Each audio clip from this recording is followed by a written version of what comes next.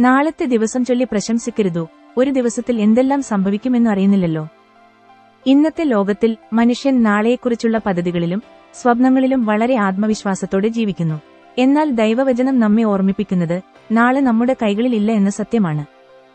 ജീവിതം അനിശ്ചിതമാണ്. അവസാനകാലത്തിന്റെ ലക്ഷണങ്ങൾ ലോകമെമ്പാടും കാണപ്പെടുന്നു. യുദ്ധങ്ങൾ, രോഗങ്ങൾ, പ്രകൃതി ദുരന്തങ്ങൾ, ആത്മീയ തണുപ്പ്, ഇവയെല്ലാം നമ്മെ ഓർമ്മിപ്പിക്കുന്നത് മനുഷ്യജീവിതം എത്ര ക്ഷണികമാണെന്നതാണ്. ഇന്നാണ് രക്ഷയുടെ ദിവസം. നാളെ മാനസാന്തരപ്പെടാം, നാളെ ദൈവത്തെ അന്വേഷിക്കാമെന്ന് വിചാരിക്കുന്നത് അപകടകരമാണ്. കാരണം നാളെ വരുമെന്നുറപ്പില്ല. ദൈവത്തോടുള്ള ബന്ധം വൈകിക്കരുത്. അവസാനകാലങ്ങളിൽ യേശുക്രിസ്തുവിന്റെ വരവ് സമീപമാണെന്ന് ബൈബിൾ പഠിപ്പിക്കുന്നു. അതിനാൽ ആത്മീയമായി ജാഗരൂകരായി ജീവിക്കുക അനിവാര്യമാണ്. ധനം, സ്ഥാനം, പ്രശസ്തി ഇവ നാളെ ഉറപ്പാക്കുന്നില്ല. ദൈവത്തോടുള്ള ശരിയായ ബന്ധമാണ് ശാശ്വത ഭദ്രത.